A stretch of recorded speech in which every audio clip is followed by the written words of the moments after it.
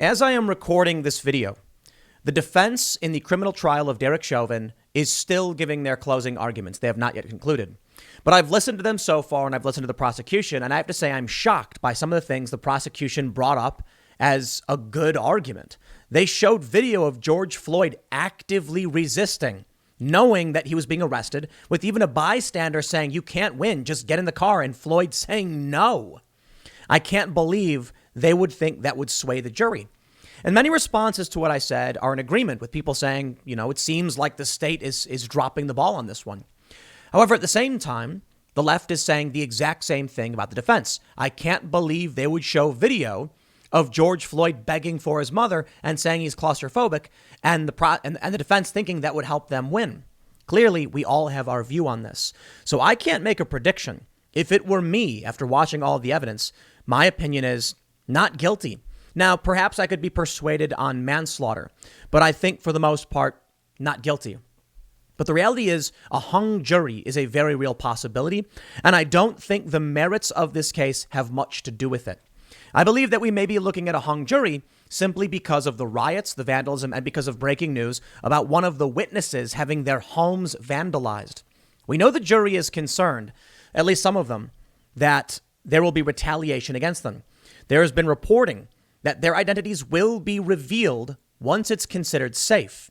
That means in this verdict of Derek Chauvin, which may happen this week or who knows how long it would take, there needs to be a unanimous decision. So if they vote guilty or not guilty, everyone will know they all said yes or no.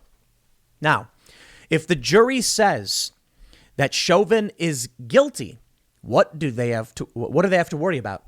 Nothing. No conservative is going to show up their house. No cop is going to show up to their homes. They'll be left alone. If they say not guilty, what will happen? I think it's clear now, based on the statements of Maxine Waters inciting insurrection, as well as the attack on this witness's home. They know what will come for them, and they expressed this even before the start of the trial. But it's also possible some of these individuals stand on principle and, based on the evidence, say, I will not say he's guilty based on the evidence I've seen so far. Analysts over at Legal Insurrection suggest, if actually a fair trial, that they believe this would be an acquittal, maybe not on all charges. One analyst said they would be surprised if Chauvin was acquitted on all charges or found not guilty on all counts. So a hung jury is a real possibility. And in my opinion, I'm kind of leaning towards a hung jury because everyone kind of gets away from the politics if that's the case. Although I said, look, no conservative is going to show up if they say guilty, there will be a major political uproar, no matter what is the result. But a hung jury means these jurors can be like, don't look at me. No one agreed, and you don't know who said what. It's actually the safest bet for the jurors. And that's why I personally, look, my opinion, be it worth very little, I'm not a lawyer and have very little experience in this, I'm leaning towards that being logical. But I'm going to show you the opinions of some legal experts and what they're saying may happen. And why their opinion is there will likely not be, or I should say this was not a fair trial. And the emotion and fear will likely be the driving force, not the actual arguments. Keep in mind, the prosecution had a ton of support and the defense had just one guy. Not an easy case. But the jurors certainly understand what just happened in these past few days. The Minnesota National Guard took live fire. Maxine Waters said, no matter what, get in the street and get confrontational. And a pig's head was left at the former home of a defense witness. They're coming for these individuals. Anybody who dare support Chauvin. Well, let's read the news, read the analysis, and see what's going on. Before we get started, head over to timcast.com and become a member to get access to exclusive members-only segments. And we've got a whole bunch of stuff in the works. We just put up the first episode of the vlog.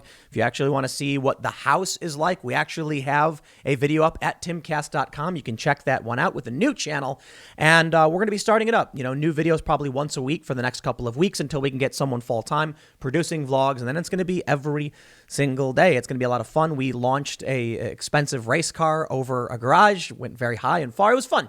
So check it out, timcast.com. But don't forget to like, share, subscribe, hit the notification bell. Let's read. Starting with Legal Insurrection. They say live. Chauvin trial day 15. Closing arguments and jury instructions. After more witness and jury intimidation by activists and politicians threatening violence if no murder conviction. this analysis from Andrew Branca. I just want to point out something in his analysis right there. He says, they're threatening more violence unless there's a murder conviction. Maxine Waters said first-degree murder. Chauvin was not charged with first-degree murder. He cannot be convicted of something he wasn't charged with. They're basically saying no matter what happens, get ready, y'all. And that's why I believe a hung jury may be a very real possibility. Branca writes, today we're expecting to hear the closing arguments from the prosecution and the defense, likely with a follow-up rebuttal closing by the prosecution, as well as to have the jury given the final instructions intended to guide them in their application of Minnesota law to the facts of this case, as they alone determine those facts to have been proven beyond a reasonable doubt. So far, that's the normal course of business in any criminal trial in America. What's not normal, of course, is the judicial terrorism raging around the case. Terror, of course, is the use of non-state violence to achieve a political end. What we are seeing currently in America is the use of violence to achieve purported justice, in the twisted and profoundly anti-American view of justice that is held by militant factions of such groups as Black Lives Matter, Antifa, and other proponents of mob rage and violence and destruction, in which justice is not defined by the process, but by the outcome. As one example, in the UK-based Daily Mail, they mentioned the pig's head. Given that Broad's testimony, he was the one who had his former home vandalized, in the case is long since over, this cannot be a message targeted at him personally, and there's nothing left to intimidate him about. No, this can only be understood as a chilling message for the jurors in the Chauvin case, who were not sequestered over the weekend and thus fully exposed to the push news of social media. Even worse, of course, is that such acts of judicial terror have ripple effects that reach to every other high-profile case that may occur anytime in living memory of anyone aware of the case. Every prospective witness, juror, even defense counsel, in the next high-profile case, perhaps the rapidly approaching Rittenhouse trial, will be fully aware of what they can expect if they play any role in defense whatsoever. This would be bad enough if the acts of judicial terror were limited to a handful of fringe wackos, but it's not. Apparently, such conduct is gleefully embraced even by America's fringe national-level politicians. We know what Maxine Waters said. Moving on, they say, those words said in the midst of a peaceful protest could be interpreted as merely urging further peaceful efforts. When said in the midst of a protest already violent, it could only be interpreted as a call for more violence. And sure enough, shortly after Waters' comments, shots were fired at Minnesota National Guardsmen. I mean, this is scary stuff, because I think we're seeing something beyond just what we saw last year. Minneapolis is preparing for the worst. They're boarding up and battening down the hatches as they brace for serious unrest as Derek Chauvin's trial enters its final phase and tensions following a drive-by shooting of 2 National Guardsmen. I think we know what we can expect, something we have not seen in recent history. I've been covering this stuff for 10 years. To hear that the National Guard took live fire is shocking to me. I was on the ground in Ferguson. I was in Baltimore. I was in many of these places. I've been in the West Coast. I've been on the West Coast during these riots and the East Coast. Shots fired at the National Guard. I can only imagine the jury heard this, and we've all been talking about it for some time. They're going to say, a routine question for criminal defense attorneys at cocktail parties is, how can you defend people in court whom you know to be among society's worst criminal predators? And the fundamental answer to that question, at least for the criminal defense attorney, is because I care desperately about the process of justice generally, and criminal due process in particular. Denial of the criminal due process to the worst of us can only lead to denial of criminal due process to the rest of us. And therein lies mob justice, with quotes, and judicial or even literal lynching. The American vision of justice has always been based on that process and not on the particular outcome in any specific case. A view which helped ensure the process for all of us from best to worst and prioritized process justice over the mob justice. Going on, he basically says, at this point, it is absolutely apparent that Derek Chauvin can receive nothing like a fair trial in this case. When I write that, I'm defining fair trial as one involving a process we'd want for ourselves or a loved one, or even a friend or neighbor. What he says that this is what's being offered to Derek Chauvin as justice is a courthouse surrounded by a violent, raging mob being exhorted to further violence by government officials. This is the article for the closing arguments. And I have to say, I completely agree. Maxine Waters requested police escort before screed advocating for violence, documents show. Even CNN reporting Maxine Waters just made a volatile situation much, much worse. This is terrifying. And will anything be done about this? I really don't think so.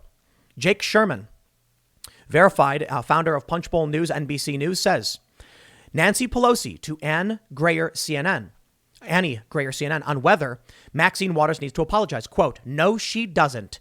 Maxine talks about confrontation in the matter of the civil rights movement. Asked whether Waters' comments incite violence, Pelosi said absolutely not. In an article for Legal Insurrection, Branca also writes, so what's the predicted verdict? He says, I know what you all been waiting for. What's Andrew's prediction? I gotta say, I've been reading a lot of his analysis because watching the news, reading about the case, the trial, and watching the trial in question, it seems that Branca is being the most fair. The media is acting like the defense doesn't exist. Certainly, I have my bias in thinking the prosecution is doing a bad job, but Branca seems to be mentioning that the prosecution is not doing all that bad. And even another individual at Legal Insurrection says the prosecution did a good job in their closing arguments. But he says, I hate to disappoint everybody, but I'm a legal professional. I don't predict verdicts. Now, what's his inclination? He says, my inclination is that ambiguity of facts favor the defense. It's the burden of the state to prove each and every element of the crime charged beyond a reasonable doubt in order to secure a conviction after all. Unfortunately for the defense, the video evidence of Floyd's restraint obviously has an emotional impact on the public generally, and on many, if not all of the jurors in particular, that can easily separate a verdict from a foundation of reasonable application of law to perceived facts within the constraints of this particular case, to a foundation of emotional outrage and the desire to make a difference and obtain justice in a broader societal sense. Also, unfortunately for the defense, the political and social dynamics around this case are of an intensity beyond any I've ever seen in any criminal trial. Not only are the jurors going to and from the courthouse through riot-like or even actual riotous conditions, we now even have a United States congresswoman on scene outside the courthouse demanding that riots continue. If Derek Chauvin is not convicted of premeditated murder, a crime with which he is not even charged in this case. I want to read you what CNN says after this. Either a guilty verdict or a not guilty verdict must be unanimous. Therefore, the entire world will know that every single juror, without exception, will have voted for whatever verdict is arrived at. Every juror also knows that their identities will ultimately be released to the public when safe to do so, if released by the court, perhaps a great deal sooner if leaked. To what extent are the jurors going to perceive a threat to their safety and the safety of their families and to their employment and social standing if they hand down the wrong verdict?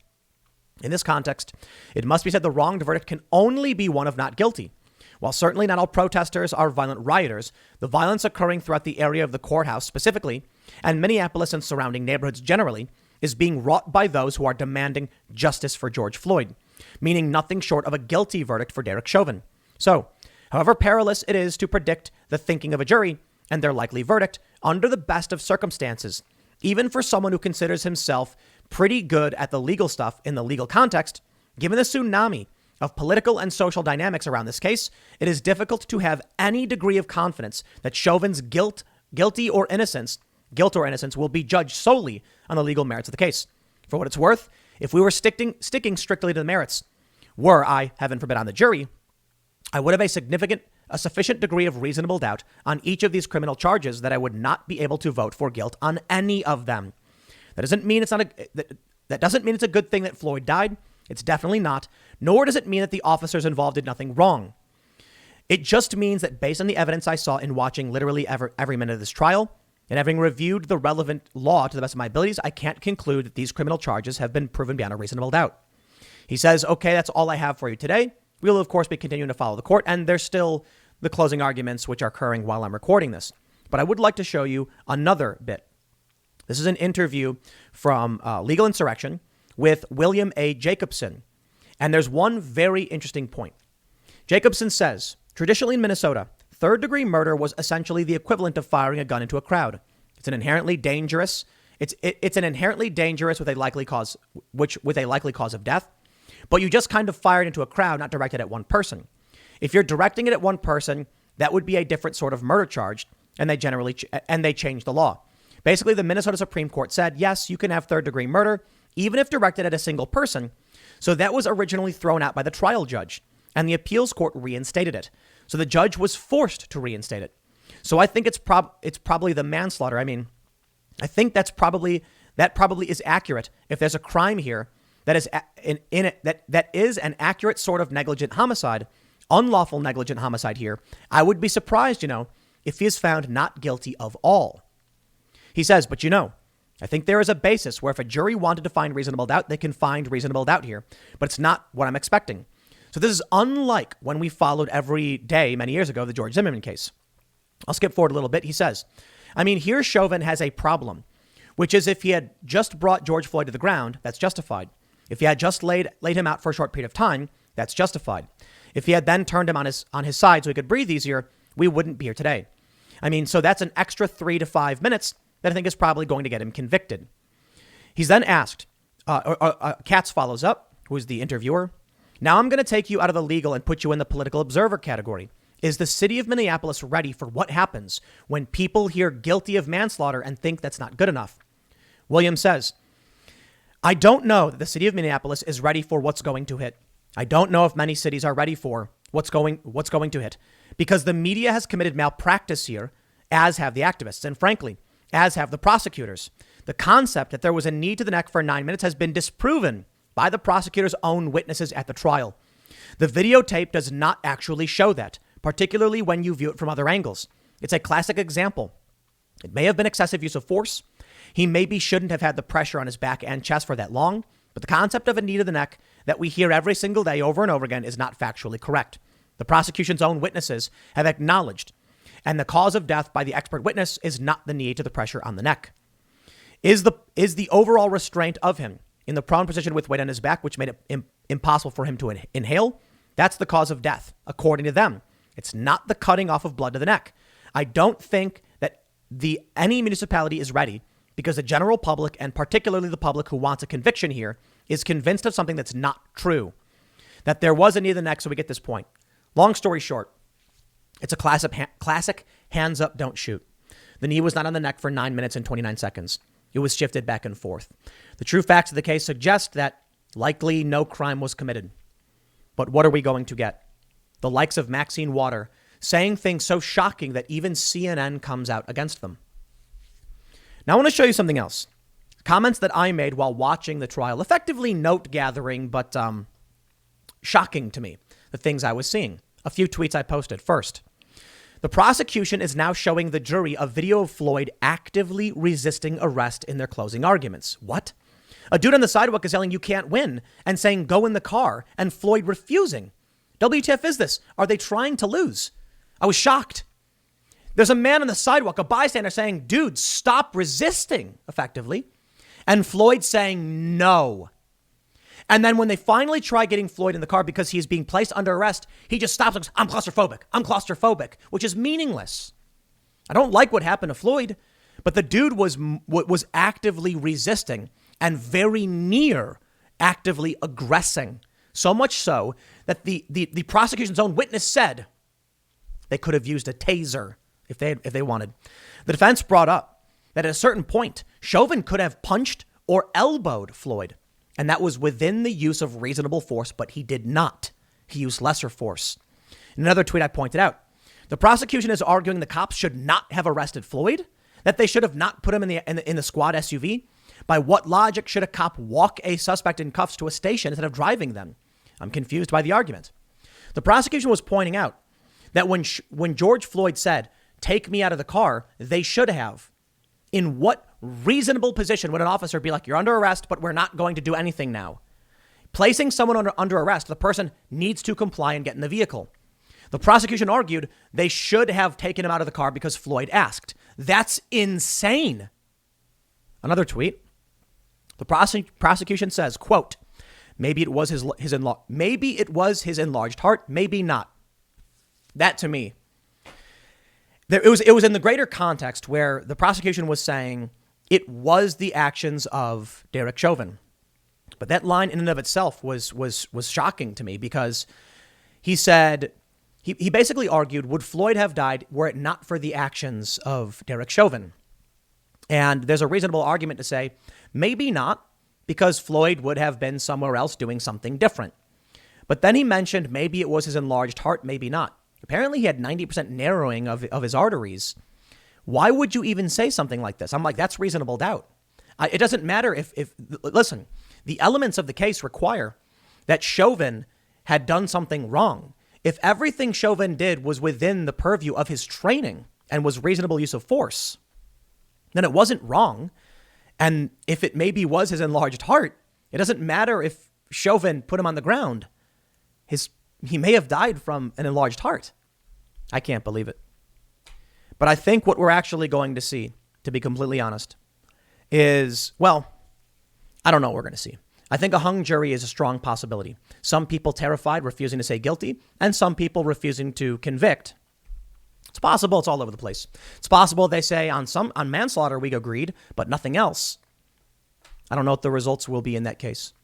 But we do have some law changes. Florida, in the wake of this violence, has passed their anti-riot law, and I just see everything getting worse. We don't need new laws, in my opinion, especially when prosecutors aren't charging these rioters. And then in places like Minneapolis, Maxine Waters, the Democrat, is just going the other direction and inciting the actual riots. We just see hyperpolarization and a further push into extremism, with everyone believing the other side is more extreme than they are. Certainly, I think some people are more right than others. But this is what's going to happen. Now, I will say, the one thing that has made me feel a little bit better about all of this is that even CNN is willing to call out Maxine Waters. Chris Cillizza says, it's a fraught moment coming after 4 years of a president who weaponized race. Sure, we get it. Orange man bad, CNN. For his political benefit. He goes on to say, it's in these tense situations when the country's leaders need to lead. Our officials, like Biden, need to urge calm and restraint while reminding people of our common humanity, which is the opposite of what California Democratic Rep Maxine Waters did over the weekend in Brooklyn Center at a Black Lives Matter rally. Quote, I hope we get a verdict that says guilty, guilty, guilty. And if we don't, we cannot go away. We've got to stay on the street. We get more active. We get more confrontational. He says that sort of rhetoric at a moment of such heightened tensions is irresponsible coming from anyone, especially irresponsible coming from an elected official like Waters. Defending herself to the degree in an interview, Waters said, I am nonviolent. Republicans will jump on any word, any line, and try to make it fit their message and their cause for denouncing us and denying us. Of course, this isn't the first time she's done something like this. At a rally in June 2018, which came shortly after the White House press secretary Sarah Huckabee Sanders had been kicked out of a restaurant, she said, if you see somebody from that cabinet in a restaurant, in a department store, at a gasoline station, you get out and you create a crowd and you push back on them and you tell them they're not welcome anymore, anywhere. In both instances, the one in 2018 and this one, Republicans demanded that House Democrats punish Waters. Maxine Waters is inciting violence in Minneapolis, so saith Kevin McCarthy. I'll get into this on the Maxine Waters specifics on what Republicans want to see from her later on, but I want to stay focused on specifically on the results we will see in this trial. So everything I've put forward so far shows, at least my view, that at the very least, perhaps legal insurrections, William is correct when he said maybe manslaughter, a negligent homicide. Then we have Branca saying, no, probably an acquittal of all counts. So there's a fair toss up there. I mean, it's the same outlet with, individuals of differing opinions. And I think that's the fair assessment. It could be maybe manslaughter, maybe not. Murder, I absolutely don't see. I will say, maybe I should have mentioned this way early on, that I got to do a sort of correction, a literal correction, actually, because I was wrong about several instances I was opining on. I had repeatedly said in the past that I don't think they'll prove intent for second degree murder. My mistake was, and I should have caught this, it's the felony murder rule. What they're arguing is that the assault on George Floyd was felony assault, therefore his resulting death was second degree murder. I think this is an insane thing to state. I don't see how the state could prove that Chauvin in any way assaulted George Floyd, because officers are legally allowed and expected to use force on individuals. Chauvin arrived based on a priority one call, saw a man actively resisting. The prosecution showed us someone actively resisting. And instead of punching or hitting him or swearing at him, he put him on the ground and within a minute, according to the defense, called EMS. They're trying to paint it out like he's some demon, when I think at the very worst, Chauvin's more of a drone. And I'm not saying that to be offensive as an insult. I'm saying it quite literally. He was just there going through basic training, mindlessly carrying on. So we can argue maybe that drone-like behavior could be manslaughter, but I'm sorry, not if we're telling people to do it. You can't have a public job that says you need to punch someone, and then when they do, say, you punched on, that's assault. I'm sorry, that doesn't work that way. I think that according to the analysis from Legal Insurrection and many others, the defense witness who testified that putting Floyd on the ground wasn't use of force, that was bad for the defense. And, Legal Insurrection says the prosecution did well in certain regards. Ultimately, what I see from this is a failure to prove anything beyond a reasonable doubt. I see a guy who got a call, maybe wasn't good at his job, but that's about it. So there's going to be riots, and we're going to suffer because of it. Because even if the jury concedes and they say, we'll give you whatever you want in light of the terror, it's not enough. Maxine Waters said it. She wants a conviction on a charge that did not occur. So I can only expect, based on media malpractice, based on the extremism we're seeing, that there's going to be chaos. I'll show you this, a live update from 11:22 a.m. from NBC News. One reporter says, prosecution asks jurors, would George Floyd have died without Chauvin's action? Prosecutor Stephen Schleicher asked the jurors, would George Floyd have died that day if Chauvin hadn't restrained him? Schleicher, addressing the defense's main argument, dismissed claims that a drug overdose, enlarged heart, or carbon monoxide killed Floyd. Use your common sense, believe your eyes. What you saw, you saw. During testimony, the prosecution played extensive video of Floyd's fatal interaction with police, including video from bystanders, officers' body camera footage, and surveillance video. I highlight this because it's a good example of, I suppose you can call it the banality of malfeasance. I don't believe this reporter who made this post is intentionally trying to cause problems. But there's one very important thing I must point out. She says, Schleicher, addressing the defense's main arguments, dismisses claims that an enlarged heart killed Floyd, among other things. If she had actually shown the quote where he said maybe it was his enlarged heart, maybe not, that's a very different context. While it's fair to say he was attempting to dismiss those arguments, he actually still maintained there was a possibility. I mean, that's reasonable doubt. He needs to prove beyond a reasonable doubt by saying definitively it was not. We know it was not. We can prove to you this happened. The instructions to the jury from the judge were explicitly, George Floyd we must prove his death. We must prove the death was caused by Chauvin. They did not do that. So the only thing the prosecution has going for them, in my opinion, is terror, is throwing a pig's head on someone's house, is rioting and burning things down and shooting at National Guardsmen. That is horrifying. And I think that's what they've got going for them. Now, because of this, we now see Florida's Governor DeSantis has signed the controversial anti-riot bill into law. It is done. I'm not a big fan. I had a conversation with Will Chamberlain on IRL podcast last Friday. And most people who super chatted seem to agree with Will. Being in the street should be a felony. If you're protesting and you're obstructing a roadway, it's a felony. I don't agree. A crime, yes, maybe a serious misdemeanor, but a felony for protesting in the street? I understand the arguments. I'm just not convinced that authoritarianism, I shouldn't call it necessarily authoritarianism, but the increase in authority from the state is a solution to the problem when the district attorneys are the ones who are not prosecuting what is already illegal. I say this of hate crimes. I say this of terror laws. If it's already a crime, just prosecute them. It's a crime. It's lopsided. Terror rules the day. Violence and extremism is working. And then on the other side, what do we get? More authority for the state when the state had the authority in the first place. It is a scary day. It is a bad day for all of us in this capacity because things are only going to get worse from here. We're going to see riots like we've never seen before, but maybe it's not guilty. Maybe it's guilty. Maybe it's a hung jury. I honestly just do not know. I want to lean towards guilty. I really do. But I hold out this belief that there are some people on the jury who will stand on principle and just say, not going to happen. I won't do it. I won't convict a man. I won't condemn a man because of rioters. I have to imagine there are some people on the jury saying, no matter what threat you send my way, I will stand true. But why should I believe that? Because we've seen for far too long people who are cowering in fear and hiding and refusing to stand for principle, who would bow down before the extremists and the terrorists out of fear. Why would the jury be any different? Maybe they're a better representation of the general public. Maybe they will stand tall and say no. Or maybe not. Well, I guess we'll leave it there. Next segment's coming up tonight. We're going to be talking with some of the people covering the riots, and we'll get in depth on this stuff. So check out youtube.com/TimCastIRL, 8 p.m. live, and we will see you all then.